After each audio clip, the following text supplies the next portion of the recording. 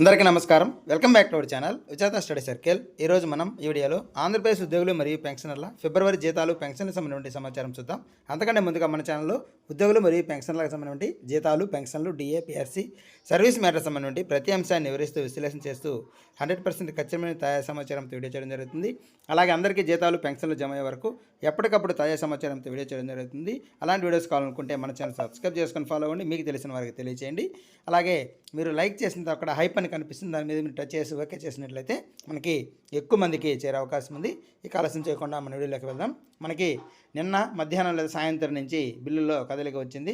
దాదాపుగా ఉద్యోగులు మరియు పెన్షన్ సంబంధించినటువంటి బిల్లులన్నీ కూడా మనకి యూక్యూబేర్కి వెళ్ళాయి.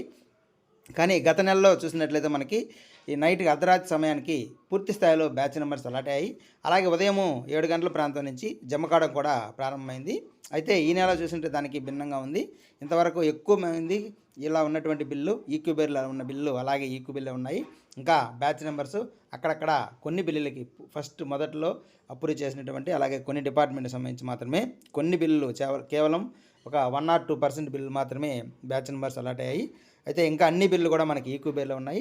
ఇవి మనకి ఇప్పటికైతే మూవ్ అంటే ఇప్పటికే బ్యాచ్ నెంబర్స్ అలాట్ అయ్యాయంటే మనకి ఉదయం 8 గంటలు 9 గంటల నుంచి జమ అయ్యేది ప్రారంభమయ్యేది. అయితే ఇప్పటివరకు ఇంకా ఈక్యూబేర్లో ఉన్నాయి కాబట్టి ఈరోజు 9-10 గంటల లోపు అయితే మనకి జీతాలు కానీ పెన్షన్లు కానీ జమ అయ్యే అవకాశాలు లేవు. అదే 9 గంటల పైన వీటికి సంబంధించి బ్యాచ్ నెంబర్స్ అలాట్ అయ్యే అవకాశం ఉంది. అలాట్ అయితే మనకి లేదా 10 గంటల సమయం నుంచి కూడా మనకి జీతాలు పెన్షన్లు జమ కావడం అనేది ప్రారంభమయ్యేటట్టు ఉంది.